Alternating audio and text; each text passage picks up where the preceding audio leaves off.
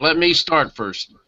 Hello, No. everybody. Tonight is Lou Jensen. I'm Lou Jensen, and we're trying to get started the JEANNIE Network. We've been visiting as a green room in our film strip tonight. We're full. We got a full crowd. It's going to be a really fun session to get through tonight. And Mike had a comment. He just won California's Veterans Art Program in Northern California. Mike, do you want to say something more to everybody? Yes, I do. If I am accepted in the Nationals, I'm going to set my clock to 5 o'clock because it's 5 o'clock somewhere. Attaboy. Attaboy. What a way to go. That'll be a great idea. I wanted to start tonight. Tonight we're taking on session 4, step 4 of Upscale Marketing. I have a 7-step master's program to go from an amateur up through a mastery of something. And from the mastery level, when you've finally acquired some pretty significant skills and you're beginning to make some decent money with your talent, then what we want to do is start having you reach back and help other people also climb the mountain of success. And so we've been doing this now since 1983. And every time there's something that happens in our circle, we have a large network of end users for the power pen and people that have learned how to do different kinds of engraving and sandblasting and airbrushing and are making it from a hobby gradually into a successful little business. And I got a package. I know, Steve, you'll be listening in. Steve Lankard lives in the middle of nowhere.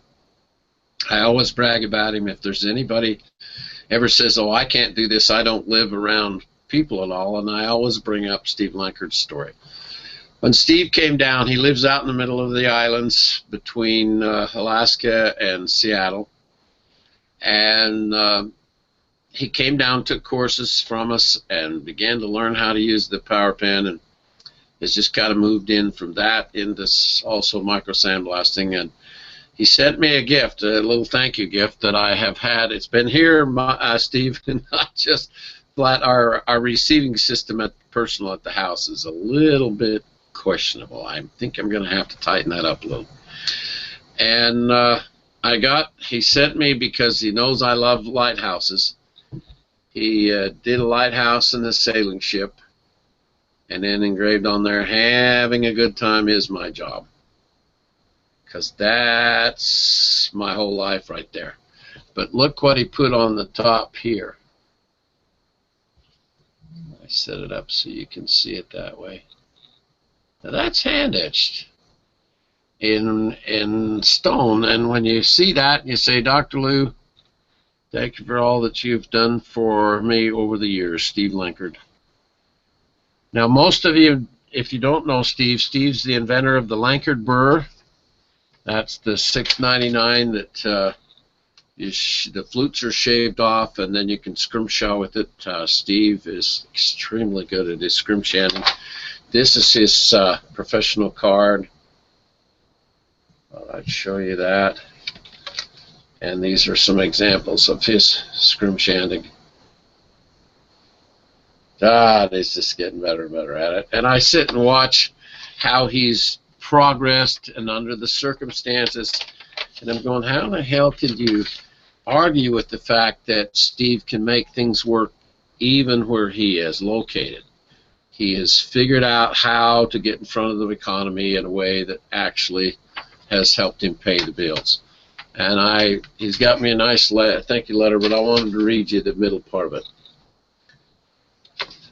I hope you like this piece because it comes from my heart. Over the years, you've given so much of yourself without asking anything in return other than to share with others what you've learned. I think it is an act of God that our paths crossed, and in doing so, my life changed forever. I was looking for something to do that when I met Craig, Keith, and Tammy, and more of my artistic side has come out. Now with my disability, I'm doing not without something to do. Thank you so much, Lou. Well, thank you in return, Steve Lankard. I don't know how we've acquired like-minded people. It's the most amazing thing. When we sit and talk in the company and talk among our circle of end users, the I&E network, I'm constantly impressed with people that say, I just like the people, the same attitudes, the same thinking, the same kind of consideration of each other. We really have quite a circle around us. And so as we try and inspire and encourage each other, individual inspiration is your own doing. Each of us can be inspired or not by different things, but the encouragement factor is what we can do for each other, and we really try to do that as a circle and as a network. So thank you, everyone within the range of my voice tonight. Appreciate your coming in and sitting in. We're going to get started here with the show tonight is pre-recorded, so it's should be a lot of fun. Hide that, and we'll start right here.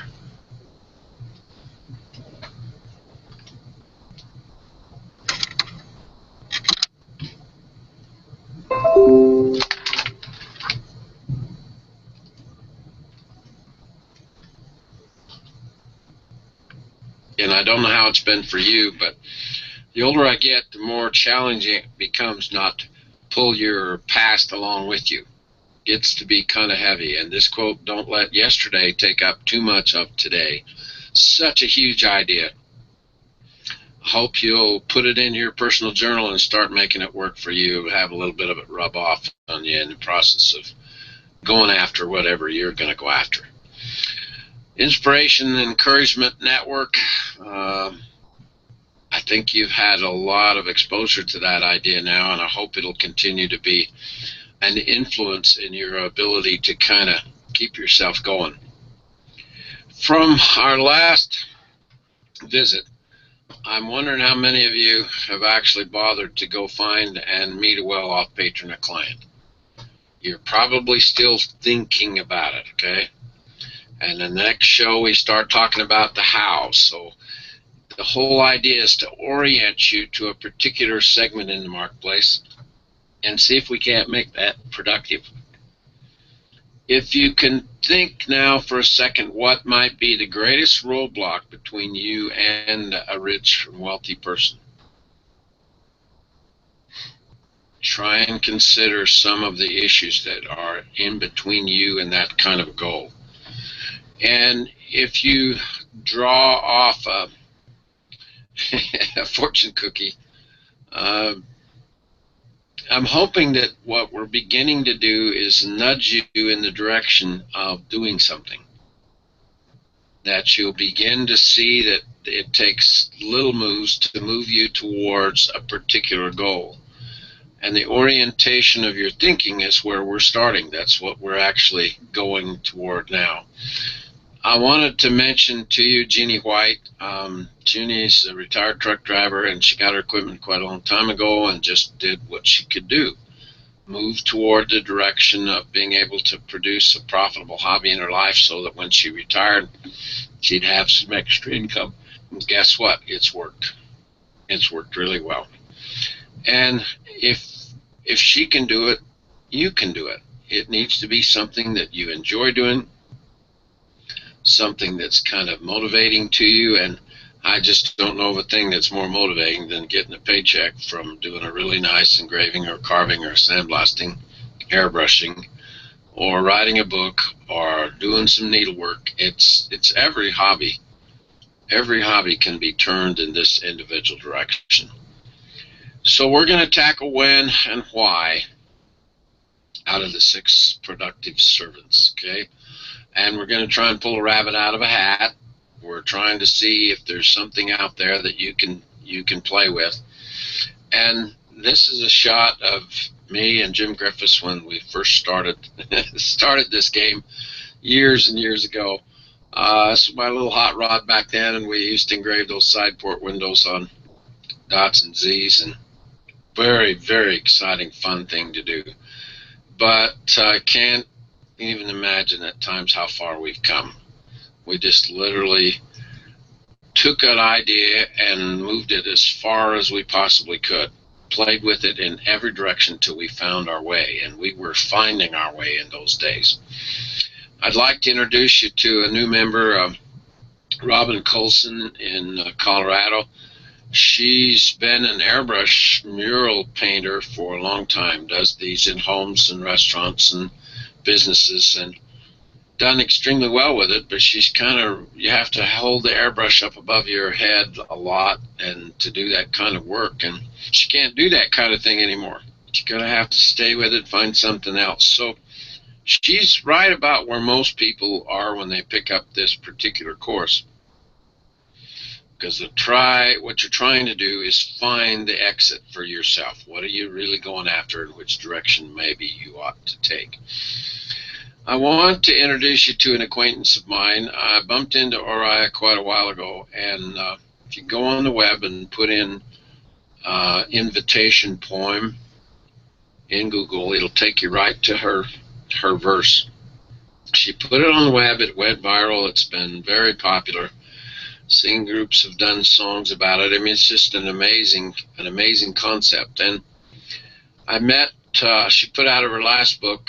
I was in Vancouver on vacation, and I saw it in the bookstore, and I just jumped all over it and went back to the hotel and started reading it. And in there, she mentioned that a lot of people have asked her how come she went the direction she's gone. And she said, all I think I really did was pick up a thread of interest and never let go. And I just, God, that hit me hard, because that's all I've done. That's all Dower and Dower has done. That's all Greg Woodard has done. That's what Craig has done. That's what James has done. It's through every one of our masters. They picked up a thread and just pursued it. And that thread of interest is kind of one of the keys. It's one of the secrets you're looking for. And Oriah will startle you with her verse. She doesn't care what you do for a living. She cares what you do for a life. And in the concept, it will really help you look at your own world, your own living in a way different way. So take a minute and go check this out, and then I think you'll become a fan of her work like I am. This, when I stumbled onto this image, I was so pleased because it's all there. If humanity could be represented by this image, every color, every nuance is there, and it's just such a magnificent thing. And most right-brained people are the ones that like to come play with us. The thing that's kind of startling is we're so interested in all of it. We like everything. But to succeed in the marketplace with everything is just really a challenge. My old mentor said, Lewis, he says, you're just all over the place all the time. He says, you need to hit one nail, pound one nail home and get it set, and then go pound another one. And so figuring out which of these threads of interest might be the best one for you is really quite a challenge. And I've done another webinar series that I'll introduce to you a little later that help you to begin to kind of sort that out, okay?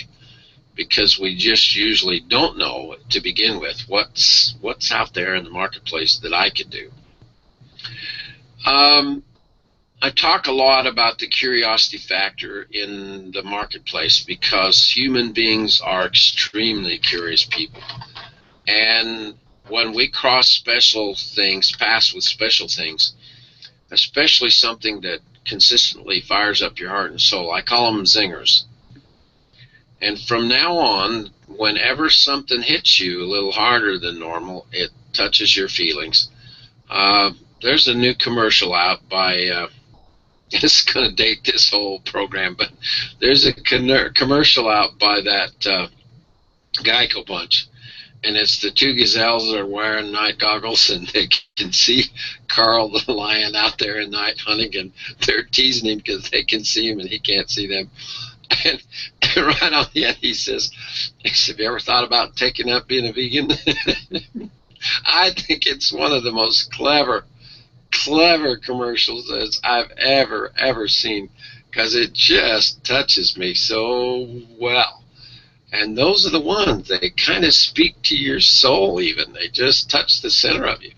And I think you're supposed to notice those kinds of things. Pay attention to them. Capture them. Put them in your journal, and then see if you can make some sense out of them. Because they ought to be like little tiny beacons. I know they're just whispers, but the more you play with them, the more they'll show up and start to really become consistent, something consistent in your life. For example, a while back, I was watching television, and Hallmark Channel had this show on, and it was called The Lost Valentine for Valentine's Day, and oh, it was good. I loved both these actresses. And Betty White and Jennifer Hewitt are really, really favorites of mine, and the show was so great. Great story. And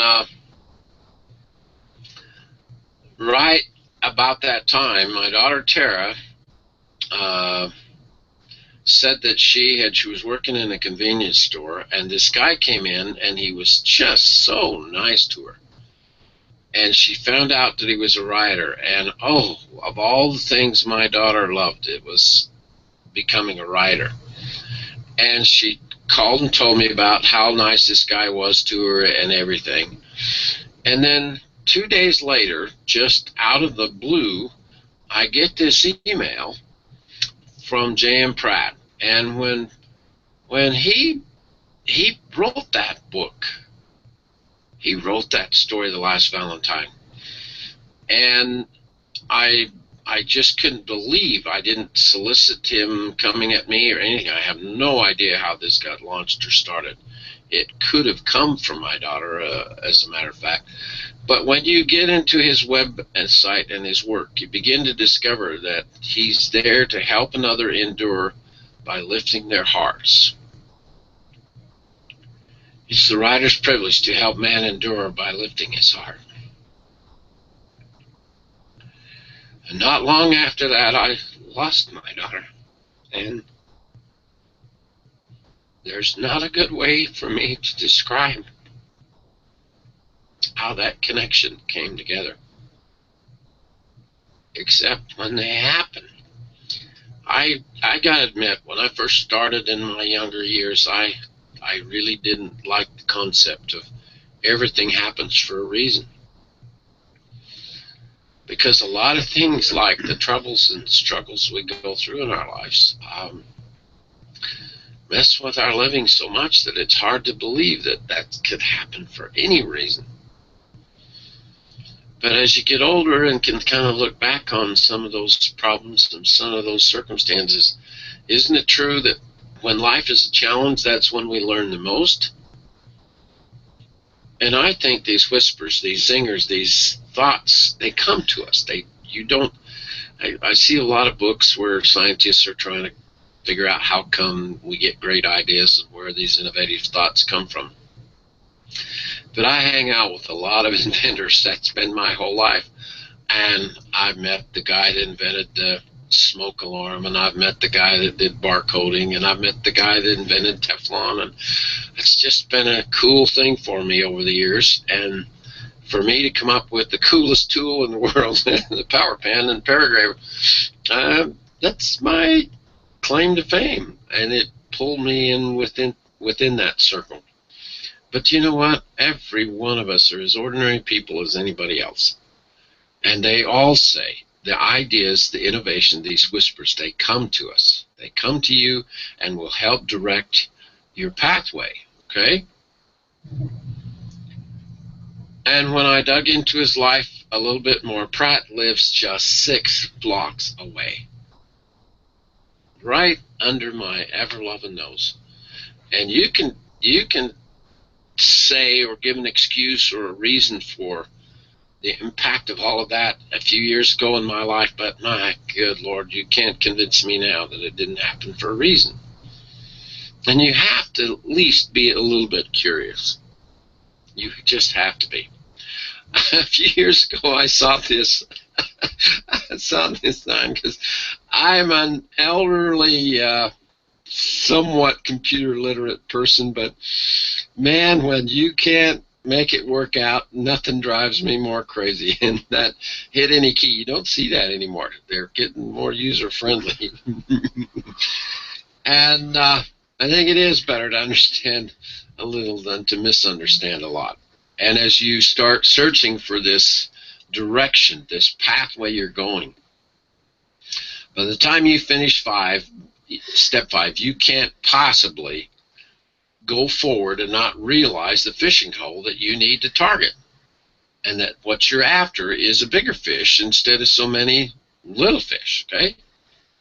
In art, it's the details that separate the master from the amateur.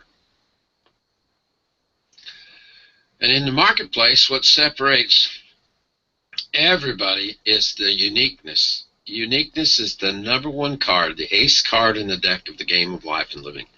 There isn't anything that you can go after. You have your own eyes, you have your own fingerprints. Everything about you is truly original. And what you're after is a way to turn that into a product. What you're looking for, what you're paying attention to, and the direction that you're going. I think you should pay attention and notice, at least be curious about everything you bump into. And what I'll do is when I see something like this in the marketplace, I notice how that's been shaped and designed, and then I'll watch and see if this connects in the marketplace. If that ad keeps showing up, what does it mean? It's working. And if it stays there for a while, it starts to become a trend.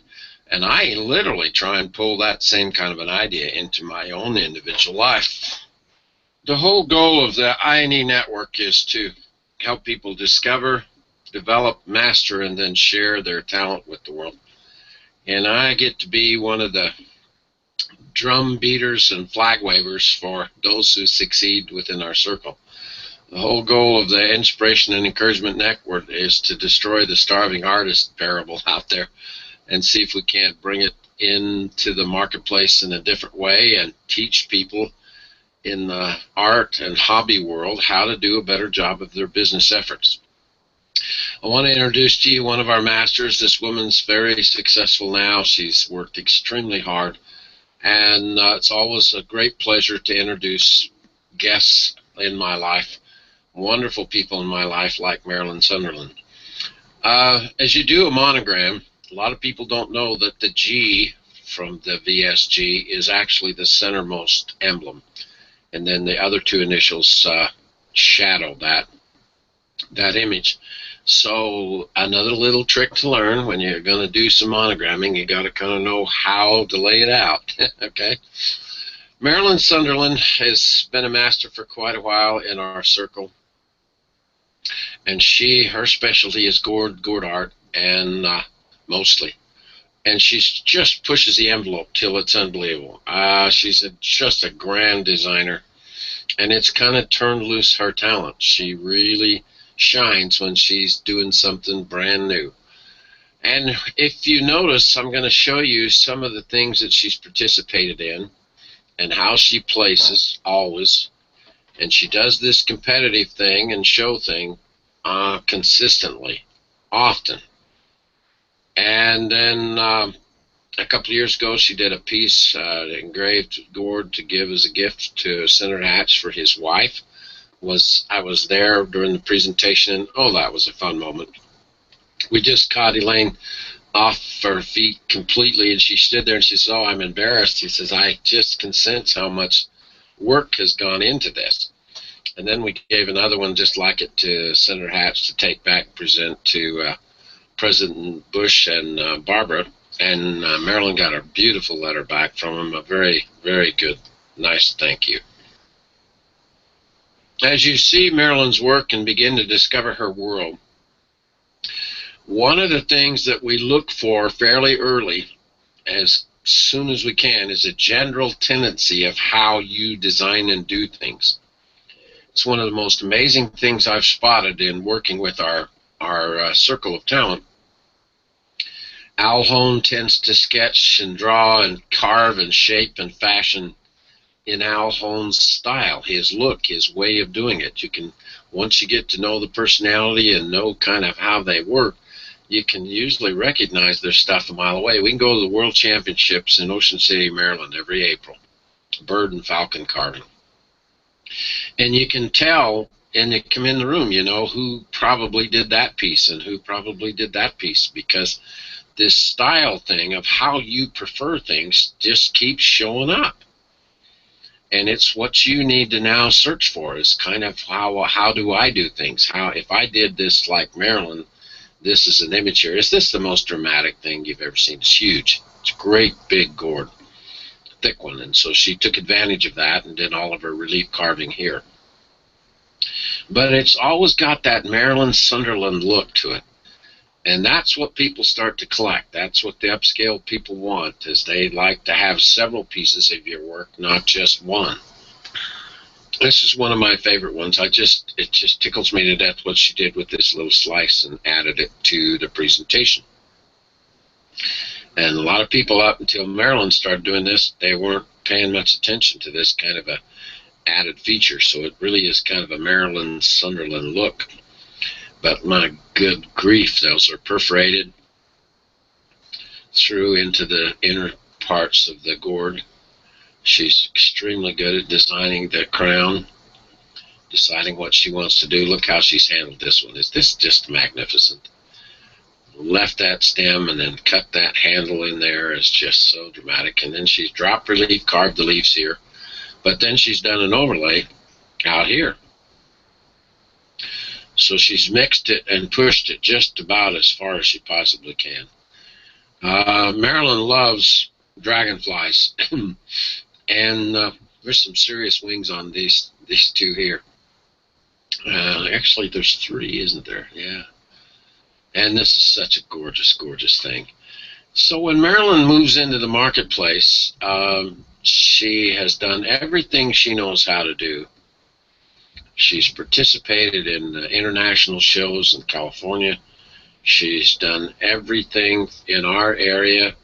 She's done the Colorado shows. She's done the National Fiber Art Show, Utah State Fair. She was professional class awarded Best of Show, the Ice House Gallery, and Zion Bank's reception show. She just is involved in everything she possibly can get into. And most of us just don't make this kind of effort. This list of her accomplishments and her achievements is just beginning to be massive. But there's even more. And she just is involved in everything she can possibly do to help nudge her name and reputation along in the marketplace. And that's what it really takes. You're trying to get in front of the upscale customer and fish with a crowd that normally is quite hard to fish with. And they're going to be at these same kind of events. I think this is why Da Vinci said if they knew how hard to master it, they wouldn't think it's so great. I don't know what he had to do to get in front of the Medici family and have them start collecting his work, or the Pope, but I suspect in his day and given the circumstances, he was very good at it. His work was incredible, no question. But he knew how the social machinery worked as well. One of the tricks that I like to try and present to you and have you start pulling into your own life is, when I saw this photograph, I've done a lot of photography, and this picture was really hard to get. Just one of the most amazing shots of a ocean wave tunnel that I've ever seen. And if it hits you like it does me, then what I do is put it in my journal, and I cross paths with it often. It stays in my life. And what I'm looking for is an element of creativity of the feature of the, I mean, how many tube shots have you seen in your lifetime? They've done it every way you can possibly imagine. And then here's somebody else that targets a whole new look, a whole new thought. And I want to capture that. I'm going to suggest that the one thing that's helped me the most with growing my relationships, my upscale clients, is to get something regularly published in a magazine. And I'm going to try and help you understand that this concept of getting this publicity, of getting this kind of exposure and the kind of reaction in the marketplace, the when and the why is part of the sequence, and then the fifth step we're going to talk about how, okay? If you can't afford to buy advertising, and in business that's the most expensive line item in every balance sheet, is advertising exposure. And if you can't buy it, then you've got to learn how to get yourself in front of humanity another way. And the free way is rainmaking. You gotta come with me and let's start dancing in the parking lot and see if we can't make it rain. I found this on the web and I think it's such a cute shot. That's the rainmaker. The what do they call them? The old way of marking on stone petroglyphs. And there's a guy out there in the marketplace that does just this. His whole life is taking stone. He doesn't destroy any of the original stuff. He just recuts it. And with the power carving tools that we have, micro sandblaster, boy, we can do some neat things on stone. Got to like his presentation too. So number one, you got to come up with an idea. Then you got to rough out a plan of action. Then you got to chew on it for a while. This pondering and questioning part is to kind of second guess your judgment. But it sure doesn't hurt to get some counsel, mix with those that are climbing the same mountain that you're after, and then give your plan a try. It often ends right here. They just don't get around to the daring to give it a try. And it really is so significant because it's not going to happen unless you do. All right? Is it ever too late? Isn't this the funnest shot? It's a little hard to see how it might have been contrived because it looks a little a little composed, doesn't it? But it does demonstrate a concept, and it demonstrates an idea. And what it usually is this: when I start bringing up, let's do a better job of the business of the hobby. Everyone would like to get paid well to play, to do what they like to do, but they don't work hard enough at the business. They don't examine the business concepts that allow you to actually be more productive. We have a big party at the company in the studio for New Year's Eve, and we have quite a gathering. We have a lot of fun there, and one of our members kind of cornered me and was complaining about how things are. She wants to retire so badly. But I asked her, I said, how many business books did you read this year? And I said, how many art books did you go into the bookstore and buy? And boy, that's quite a question, because most artistic right-brain people, that's what we love, that's what we prefer. But learning something more about what makes a business tick and how can I do a better job of the business is the only way that she's going to get paid for doing the kind of things that she's doing. And we work so hard on the quality of our work, our artwork and our expression and our products, but we don't realize that we've got to be just as balanced in our business learning. The art of doing it better, figuring out what works in the marketplace and how can I make it work better for me. One of the questions is whether I'm giving you good advice or counsel or not. The world is largely run by opinion now, and so people, you can ask your plumber, you can ask your postal worker, you can ask your high school principal about business, and they just have never done, but they'll have an opinion. And the problem with that is that it tends to muddy the water. You get confused about what really are some significant issues. And I have done everything here I'm sharing with you. And I've made it work. I stayed with it long enough till it made it work. Basically, because I didn't have anybody to really help guide me to begin with, I did it all wrong. And that's also a good learner. But I hope you're not in a mental position where you're going to do everything the hard way. It's probably a good idea to try and step up into new directions, all right? In business, there's a thing called opportunity cost. And I want you to kind of get a little bit of a sense, because it's a fairly significant concept for you to understand as we get started. Mark Twain made the statement, those who don't read have little advantage over those who can't. That's quite an idea, isn't it? So I just bent it. I kind of modified it into a statement of my own. Those who try have all the advantage over those who never pull anything off extraordinary. It's just a matter of, you can dream about it forever, but unless you get out and try, you're not going to have a chance to fail nor to succeed. And you really have to kind of understand what that means in the process of what does an opportunity cost. This idea is worth a lot of bucks to you, okay? If an advertising page, an exposure page, editorial page in a major magazine is worth this much, then should not you really start paying attention to the effort that it's going to take? You're going to not make money going in the direction for a while, but then you will come back and make even more later on. You could spend this right off the web. You could spend $125,000 for an inside cover placement of Cosmopolitan magazine with a circulation of 3 million, or less than $100 to run a fraction of a page in the local magazine with 1,000 readers. So the opportunity cost is basically something that you're trying to weigh or consider. And you've got to really understand a little more how this works. In other words, the opportunity cost of going to college is the money you would have earned if you worked instead. On the one hand, you lose 4 years of salary while getting your degree. On the other hand, you hope to earn more during your career, and thanks to your education, to offset those lost wages. Okay? Begin to understand? The whole trick is to gradually build your experience and your knowledge base of what kinds of things work in the marketplace. All right?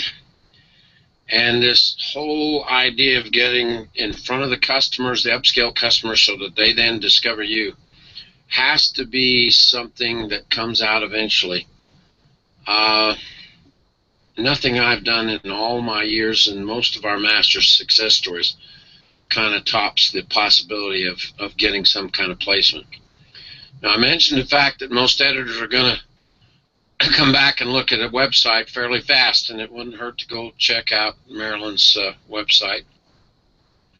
We've helped her get her website up and running, and what that does is build back your credibility. You've just got to have that kind of placement.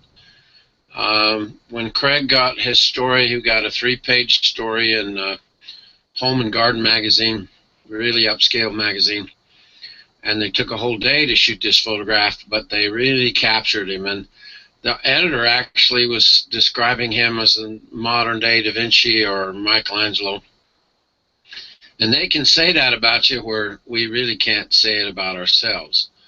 But then the whole family has gotten another article published. This was a 5-page story in Desert Alpine. This went to all 11 western states up-end communities. And so a lot of upscale people found this article, and it was about Craig and then his cousin Al, and then Keith, the whole family here, the home zone they call it, and then Keith, our first master. This right here is a $85,000 carved table, basically. It went into a home in Jackson Hole. It has a carved fishing creel here and the fishing pole, and it's called Time Well Spent. And when Al got it done, I told him, I said, the only person on earth, you've priced it so high, the only person on earth who can even afford this is a billionaire fly fisherman. And guess who bought it? That very person. I don't know if I've described to you before or you've heard of my forever letters, but I used to take a crystal vase. Now I just use flat glass, but I have someone write a letter to a loved one, and then I put it on, etch it permanently on a piece of crystal for them. And Bon Appetit stuck me in their magazine, this whole page. They did the photograph for me, what's new, what's hot, what's great. And then they put a little clip down here about how to catch up with me in the marketplace. And that whole page would have cost me $80,000 were I to have paid for it. but I got it for free. And the whole idea is now for you to be able to find a way to pull off the same kind of thing. I went to the National Boy Scout Jamboree. I've been to 4 of them, and I went to the one in 1989 when Ronald Reagan showed up, and they hadn't had a president come and visit since Eisenhower, so it was really a big deal. And they gave the president of scouting, honest to God, gave Ronald Reagan a plastic raincoat, rain jacket, as his thank you gift. And I was just embarrassed. I just thought, my Lord, with all the talent throughout 80,000 scouters that were there, surely we could have done a better job than a plastic $30 rain jacket. So the next jamboree, I heard that Steven Spielberg was coming, and Spielberg claims that his years in scouting is what lit his film career. He started doing filming of their trips, and then he'd put them together and make funny scenes, and says the second people started laughing at my work, my videos, movies that I was putting together, he says I was hooked from then on. So he came and spoke to all the kids at the jamboree, and so I got the idea of doing a walking stick for him. And that's my walking stick right there. I literally carved leaves in the base of it, then I put the mother's pins up here and a beehive on the top, did some lashing on it, and it turned out kind of nice. And so I went back and presented it to the president of scouting, Ben Love, to give to Spielberg. And the very next morning, a guy came running over to my campsite, and he says, Lou, you are the luckiest bugger in the world. He says, look what's on the cover of the national newspapers this morning. And a great big photograph of Spielberg walking with some scouts with my work. Now, it isn't lucky. I do everything I can think of to stack the deck and get it into a position where it will work for me in the marketplace. And that then, once you get something published, that follows you from then on. And it's just so important to realize that if you sit around and wait for it to come, it's not going to ever get there. One of my other really enjoyable moments was I got to know a guy named Dan Ledbetter, who was the editor of he worked for Truckin' Magazine and McMullen Publishing Bunch, but he was the editor of Volkswagen Trends. And of all the magazines that McMullen published, the one I had never been in was Dan's magazine. So he called me up and he says, I got a Volkswagen I want you to engrave. And he says, we're going to pay for your expenses once you come down here, and we'll do that. And he said, but I've had a cartoonist do a really funny kind of an introduction to the whole idea. He says, I hope it won't offend you. And when I saw it, I was just so tickled, because I've used that now in the rest of my life as well. And a lot of those things you don't have control over, but what you do is set the stage and then get it going, and then the customer finds you. So you're reversing the selling process. Instead of you going knocking on their door and trying to sell to them, they find you because the magazine is your representative. The magazine becomes your agent, and they draw them then towards you. All right? The rules of the road mean you only have 2 choices. You can either sit around and wait for this kind of exposure, or you can go after this blessing and thus pull it into your life. Okay? And as we start playing here, I want to introduce you tonight to how we're going to finish it in the next series on how to make it work. But I'm going to introduce you to the concept and see if I can't start targeting your effort. Every major resort area around you has a mouthpiece, a singular magazine that's usually named after the city. So there's a magazine like this for Aspen. There's one in Jackson Hole. There's one in Sun Valley, sometimes more. I think there's 2 in Palm Springs. Sedona has one. Scottsdale has a couple. And what they are is these really high-end efforts and focused in regions of the country. So to begin with, if you live in Texas, look for something that's close to you. I'm not familiar with the upper-end areas in and around Dallas and Houston, but there's got to be these communities. And then Colorado, Aspen, Utah, Park City and Sundance, Nevada is Las Vegas, California is close. Whatever's close to you, you want to find this kind of a magazine and begin to study it. Try and see if you can buy some back issues. Get yourself 3, 4, 5, 6 months of issues so that you can then begin to start working with what's here. This is a business, and there's a format to it, and they manage it really tightly. Magazines are very, very profitable, and so they watch the numbers really, really close, and you got to try and figure out how can I penetrate them, okay? If you're a superstar, one of our members in the network, Chris Conley, is working with Larry the Cable Guy and doing some fundraising efforts for him, and it's just working out so far really well. But they would do, you know, he could walk in the door, Jeff Foxworthy, any of them could push buttons and make it work, and we're not in that same category. So if you're out of their region, most of these magazines won't publish you. They're pretty localized. They want to feature the area that they're targeting in their marketing efforts, okay? So for a Utah artist to try and get published down in Scottsdale, you better have a really unusual reason for getting something published in that Scottsdale. Doesn't mean you can't try, but don't start there. Let's start trying to get a little closer to home, okay? If you begin to understand fairly quickly, because I'm going to go through it in the next session very thoroughly, but there's one person who runs every magazine. And the guy that pays the bills, or the lady that pays the bills, is the publisher. They're not on the front line as much. They're usually in the background a little bit. It's the person who decides what to put in that magazine that really ends up making a major amount of influence, okay? And if you try and convince yourself that this person's a computer or a robot or a cartoon thing, you're going to make a mistake in judging and trying to interact with this kind of individual. And by the time you've gone through, we're going to take a close look at Kristen Gold Case, who's the editor of Park City Magazine, in our next session. And you got to try and see if you can't figure out who she is. And by the time you read 6 of these, or maybe even a year of these that she's done, they start to express who they are, what their thinking is, and what their life's like. And it sure helps you to kind of determine, how can I best interact with this person?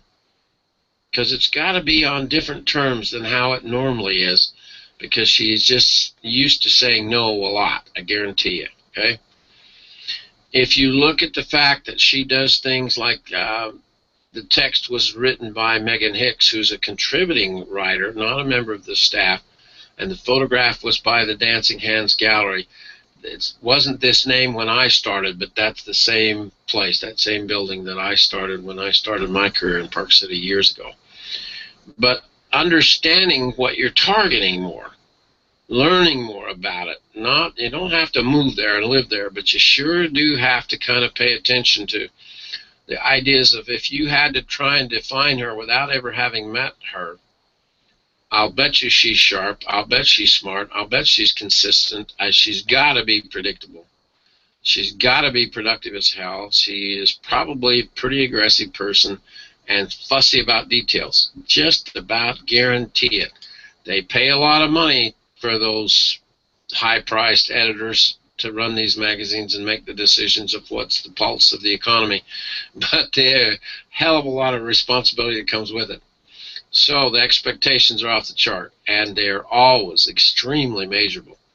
You can't run and hide by the numbers are really revealing in this whole media world. They measure things very consistently and very carefully.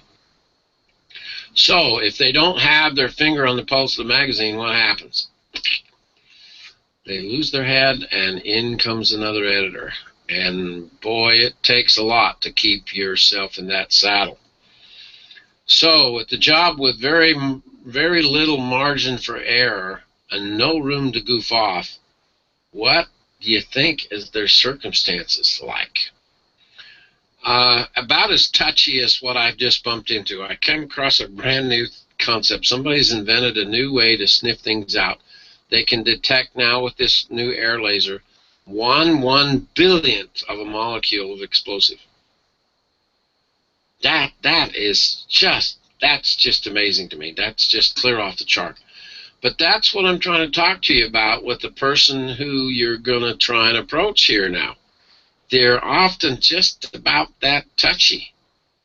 And there's a way to approach them that helps you get what you're after, and there's a way to approach them that it's just going to kill anything you're trying to work on.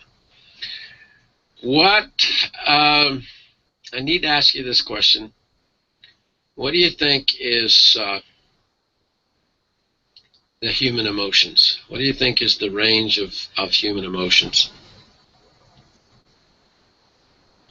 And if you could coach people or become a coach on human emotions and provide a service, it really is what leads us to lasting happiness and fulfillment. That's what they describe it as. And you have there's some coaches out there that use this instant emotional assessment quotient, and so we kind of can measure our emotions, and they're just trying to make more sense of it all the time, because you can go on the web and do an emotional assessment, and it'll tell you kind of how things are going at the moment.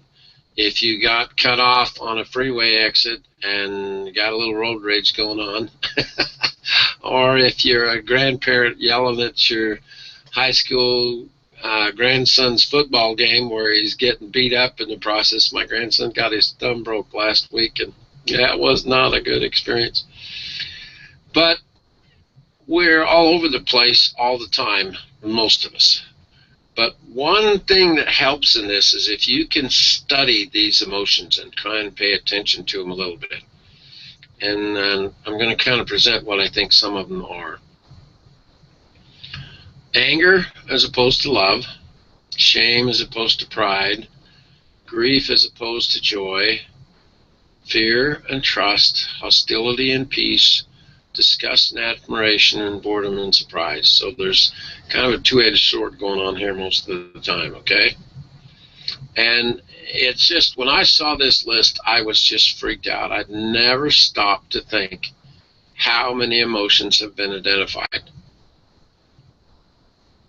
It's just, human beings are just so complicated, it's unbelievable.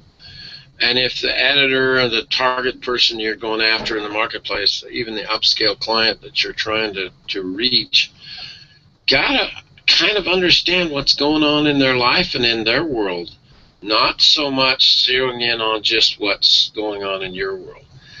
And it kind of boils down to a complicated mess. It's what's happening in people's lives, and it's a little bit of a game that we play. But you got to kind of get to the point where you're understanding how their life is. Every person I know has a filtering process, a method of filtering to keep the garbage, the messiness out of their living. Some let way too much impact them. Others are quite good at shielding themselves to a degree. And it's a choice. You can decide to walk out in the rain and get soaking wet, or you can use an umbrella and kind of shield yourself a little bit and maybe stay dry and yet still enjoy the rain. And as you look back on that list, is there an emotion that's missing? And it was interesting because I was putting this show together, and I was looking for this very one concept, because I think it's almost at the center of most human progress. It's what lights the fire and gets things started, and it is called curiosity. And if you could kind of measure the emotions that probably affect the decision making of whether you get published or whether you don't, or whether you're involved to some degree or not, managing our own human characteristics, our own human tendencies, is really kind of important when we're approaching especially brand new circumstances. And if we could define you and say, on average, which of these emotions do you usually represent? And it's a little hard to sometimes distinctly look at something new when we've traditionally been something else. And I think you can get better at working with people's emotions. You sense quicker, you see earlier, you can kind of tell if this is a good time to approach them with what you're considering or not. I've had so many occasions where at the moment I met an individual, there was just flat not enough time for us to even be involved to a degree. But given a little bit of time and some relationship building to try and help people with it, you just got to sense the emotions a little more. It's a little like this image. When you see, when I saw this, this graphic on this logo, it just tickled me clear to death, because all it is they've taken Mountain Dew and just bent it a million miles. And yet that's kind of how relationships are. You think you're seeing what is the old regular logo, and yet someone else is thinking clear over here. And the dynamics between us as people, it's a miracle that the world gets anything done every day. But my two mentors who've helped me the most with my business career, Woody B and Jack, we spend more time talking about human emotions and motivation. Why do people do things the way they do them? And there's nothing that affects this trading mechanism more than the power of motivation and what motivates them. I've done occasions where I needed to reach somebody specific, and so I usually work what I call a second-handed compliment. I usually work with someone that can get to them, so I go through someone else. And it's amazing how good secretaries are at approachability. It's kind of their job. And I've tried to reach this one leader of the Mormon Church, and I've become really good friends with this secretary over many years now. And when I interact with her, it's on a whole different basis than it would be when I'm trying to interact with him. And so I've built that relationship with her. And I asked her one time, I said, out of all the scriptures, what's the quote that Elder Packer likes the most? And she told me, and quickly. And I thought, isn't it interesting, in all her years of service for him as his personal executive secretary, she knew exactly what quote, what concept was the one that he liked the most. And this isn't it, by the way. Okay, this is my own. And when I grew up, I was so turned on by Bugs Bunny. It was just a fun thing in my own individual life. But I've learned that motivation thing is so significant, because if you misjudge it, the odds are that you'll never get published. But if you can manage it, I'm not talking about a casual thing here. I'm talking about a kind of a professional perspective and a professional excellence that's really pretty significant.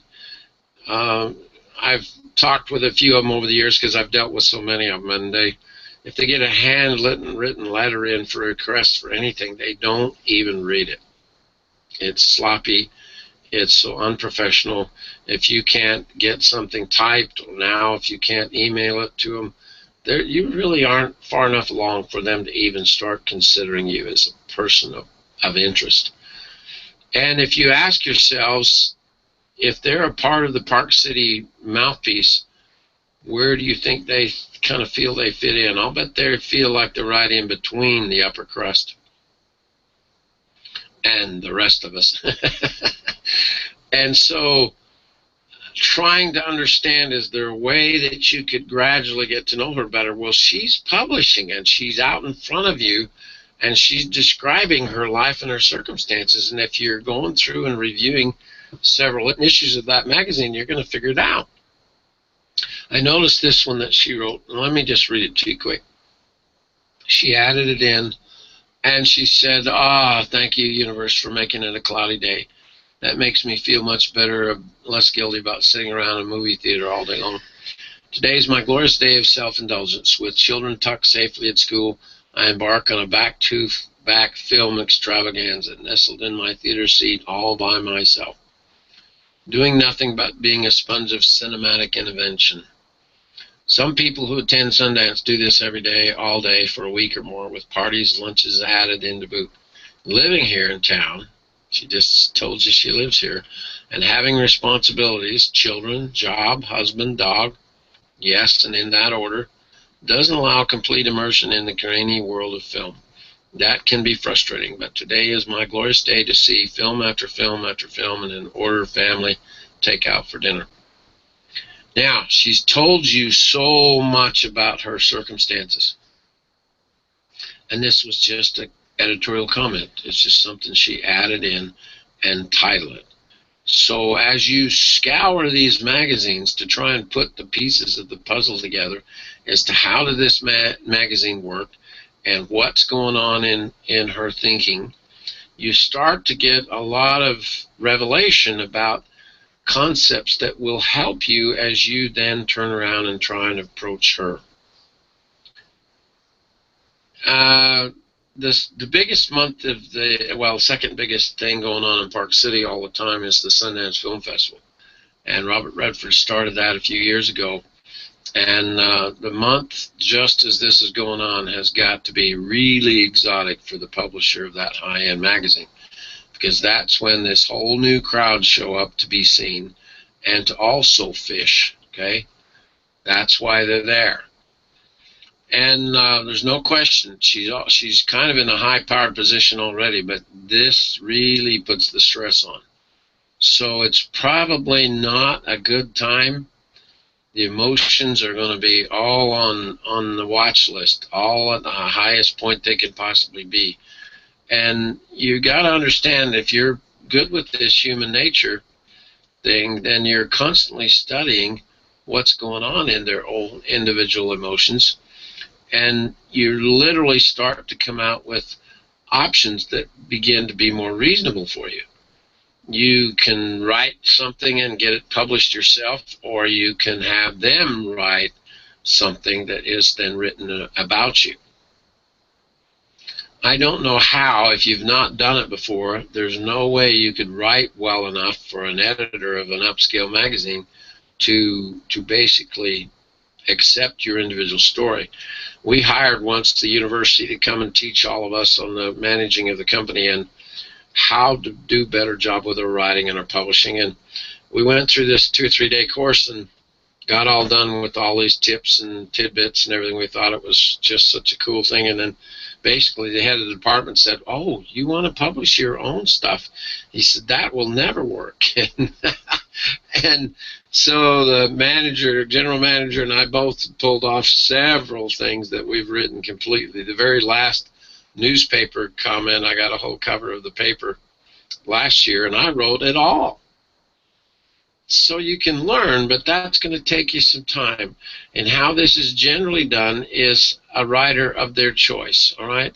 So they will figure out at some point, if your idea and your concept is reasonable, they will find somebody like this. She's there. She's been published already. They're familiar with her, and her writing's good enough that she's in the magazine. So that's also who I begin to watch for, especially if I see an article that really turns me on somewhere. Then I can start to target who is the writer of that article and pull them into a relationship with me as well. The writer is basically someone, they don't work for the magazine. They are independent usually, and they're writers. What they want to do is publish, and they make their extra income by the articles that they get published, and some are better than others, and all of them are constantly looking for somebody new to talk about, all right? In my life, I have a really special friend. Lance lives in Utah Valley, and he's the guy that invented Smokey Bear. And he's got a brother, Lance has got a brother named Max Turner, and Max has come out from California and taught some drawing and sculpting classes and is a very, very accomplished sculptor. But they're as different of two people as I have ever met. Even though they came out of the same gene pool, their RNA and DNA are two peas out of a pod, but man, as artists, you couldn't have more difference between two people if you tried. Now, I've tried to get an article published about these two brothers 7 times, and I have failed every time so far. So I'm trying to help you put on the armor that will thicken your skin up a little bit to realize that when they say no, it's not the end of the earth. And what you've got to do is this frequency thing. You've got to keep at it. You got to keep trying if you expect anything to kind of work. Lance also developed the Starkist Charlie tuna fish ad campaign, and it's been so successful in his life. And both of them have tremendous, Max and Lance both have tremendous creativity.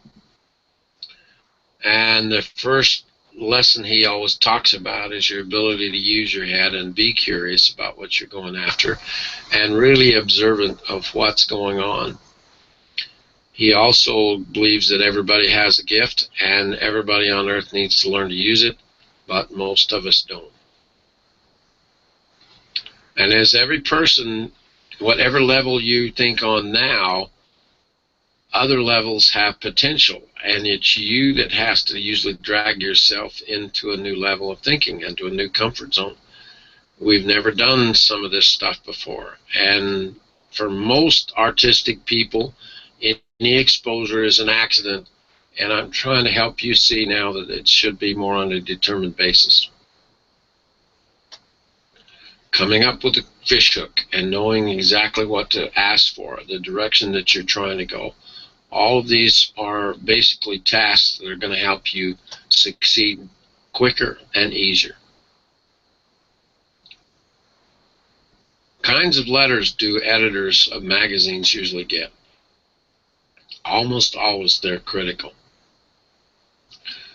So I've learned to come at them in a little different approach, so I just thank them for what they've done. And that thank you gift really starts to be such an interesting thing. I can engrave things, I can etch things, I can power carve things that are sentiments that they've expressed in their editorials. And so all I'm doing is basically finishing a project and then saying, hey, thank you. We had one of our guys, we used to not pay attention to Christmas to New Year's much, and this guy back east got the blaster in Thanksgiving time. Then in the week between Christmas and New Year's, he sandblasted 2 toasting glasses and a bottle of champagne or drinking the fruit juice stuff. And he said 14,000 in sales in 1 week.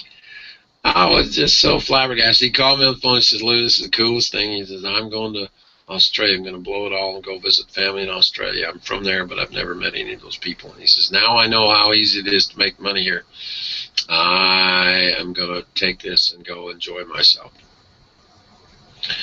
But if you could engrave and sandblast and airbrush anything that would help you get into the relationship more with Park City, or do a sample of her monogram for her, and just all it is a simple but nice, unique thank you that then goes through the door and helps begin to open up other kind of opportunities for you. They just don't get many thank yous, and so I try not to ask for a favor in this first effort. I really am more trying to build a relationship and see if I can get ahead of her busy life somehow. Don came in the door of the office one day and he says, Lou, I had your damn drill saved my life. He says, I had the multiple bypass surgery. I think he had 5 bypass surgery.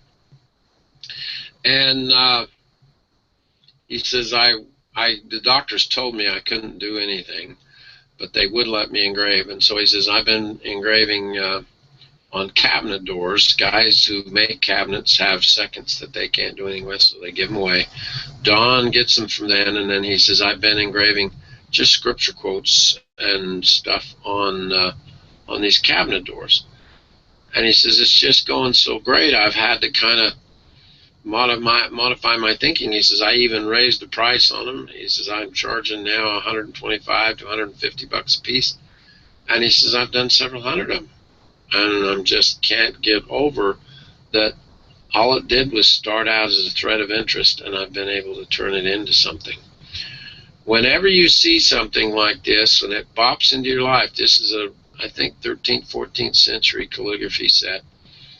Kind of hard to find this stuff, and when you spot that, my number one client's last name is Solomon, so an S on things that, just on a bottle of private reserve wine for him, can you imagine the reaction, the responsibility? That's a zinger, folks. That's exactly what I'm talking about. And what we're going after now is better working status with the media. And just realizing that as you gradually grow your relationships, they're all connected. They are all interactive. There's a trading sequence that goes on. And so now if you'll put in step 5, and we go after that, last subject, which is the most important, is exactly how to do it. We're going to get it done, okay? Have another wonderful Wednesday, and I will see you same time next week with the last show. This is the how-to part, and it's just the most important part of everything else. I've kind of prepared the ground. I put the seeds in the ground, and now we're going to try and turn them into something. The reason this has been a 5-series show sequence right at this time of the year for me is to try and help every one of you get published in this next coming year. There's got to be some way to get exposure for you, and there's nobody else can do it for you, right? Now, my last assignment has a little bit to do with my next series of shows, which is going to be on branding. And what I want you to do is literally do something with this idea. I talked about Tony Swarton and what he's done, and trying to get you to a point where you'll really seriously put some thought into a branded kind of image that tells the whole world just from the photograph. If a picture says 1,000 words, there's 2,000 words here. This is so good, but it's emblematic of what we should be thinking about trying to do for you, okay? So let's pour it on, put things in place, and get some things done. Remember, we're going to wake up every day with an agenda, and we're going to do the best we can with that agenda, and then we're going to maintain it and persist. Because once you've targeted something, you should start to see that I'm coming back to the same concept. I'm trying to pound this one nail to help you begin to see what is it going to take for you to succeed in the upscale marketplace, okay? So thank you for participation. You're getting a lot accomplished. I hope it's entertaining enough to keep you with it. It's something I enjoy doing, but I do also realize there's an awful lot here. So heaven bless your absorption of what I'm trying to share with you. It's pretty valuable stuff, so chew on it a lot, okay? We'll see you next week. Thank you, and good night.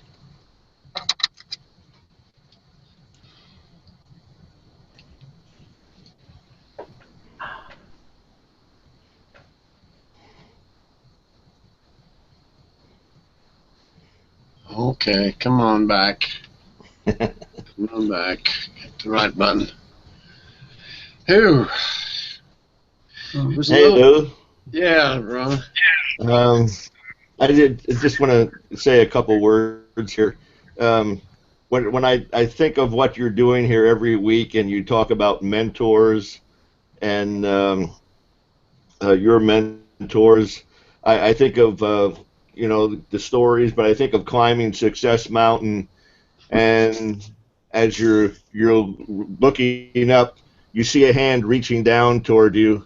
Reach up and grab that hand, and that person will grab your hand and help you up. But then as you're going up with that help, reach down below you, and that person below you that's reaching up, grab a hold of their hand and help pull them up. Now, when I see that vision in my mind, I think of Gary Lee Price's sculpture, They Rise High as They Go. Yeah. And that, you know, that you introduced me to that, you introduced me to Gary's work, but that one sticks in my mind with climbing Success Mountain, and that's exactly what you do every week here. You're reaching down to all of us and the people out there watching. I hope you get it. To help us climb Success Mountain. Thank you. Isn't it interesting? Because I'm watching this tonight because I recorded it, the session first in 2013. So 3 years have gone by, and I've played it again. This is the third year now. And it just boggles my brain that every time I do this, I learn more. I see some things that I could do better. I see some things that I know more now than I knew then. We all have a degree of evolution, and we understand some things, and then other times we don't understand it at all.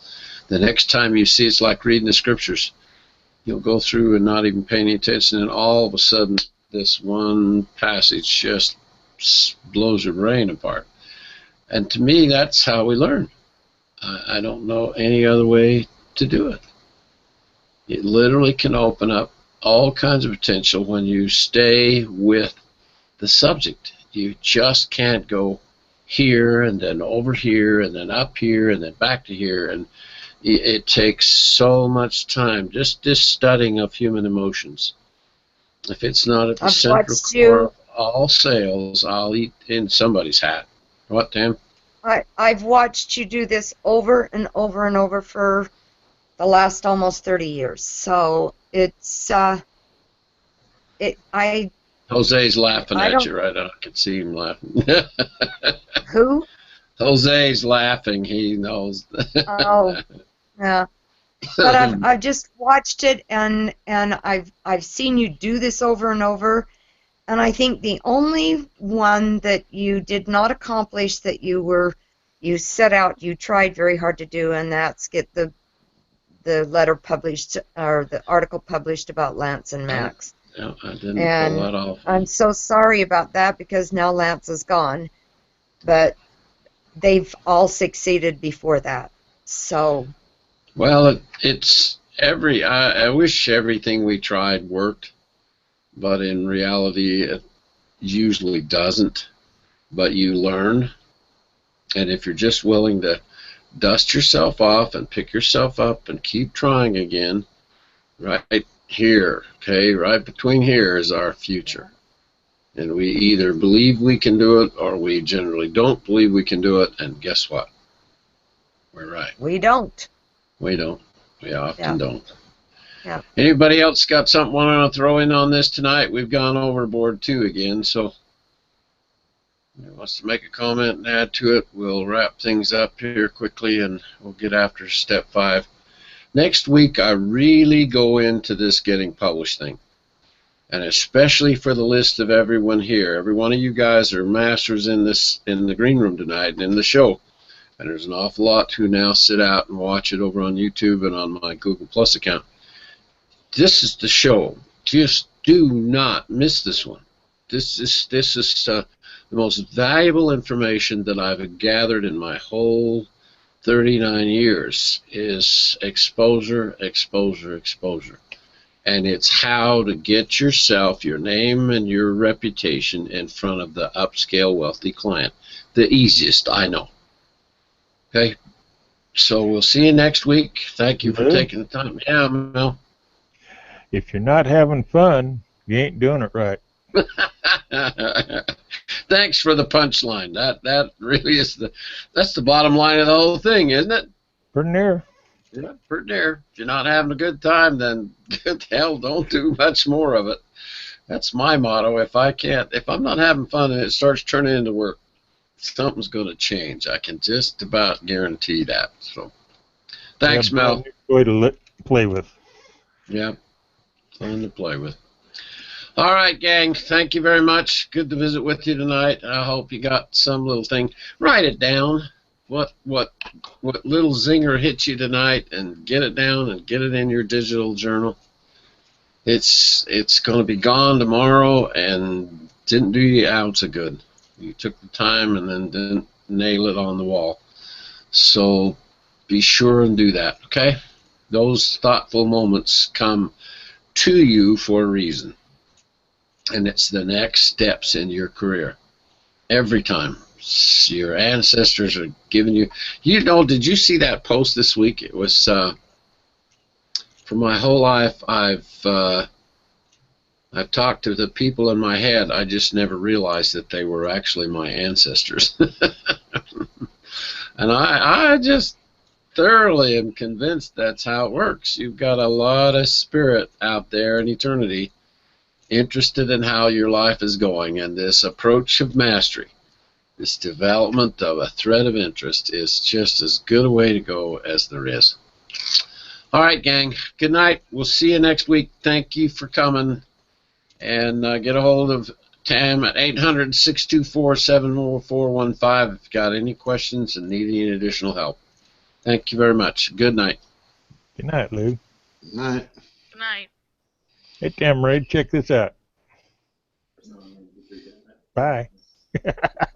Hey, Jose. Hey, how you doing? Doing all right. I bought All right, a new all toy. right. What the heck is that? Oh, okay. Nice. Little cup with, I've got 4 rings cut on it. All right. Are in it. That looks really cool. Yeah, I bought a little wood lathe. Nice. All right. I got to start carving on this. Yep. Make it really unique. That's one of the things that I've always wanted to do, you know, cut like the chains. Yeah. You know, do the chains or, you know, something like what you got in there. I think that would be really cool. All right. Well, you guys have a great weekend. You And, too, and I hope you're having fun down there in the Panhandle of Florida. yeah, the weather has been kind of sucky over here.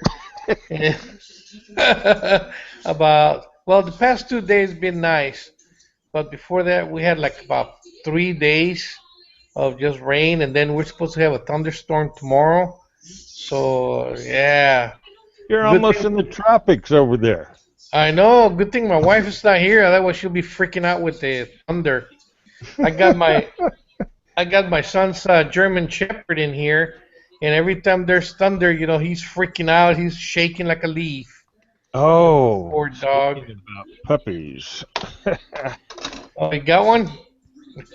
Well, you know, we say we rescued those 5. Yeah. Uh-huh. Okay.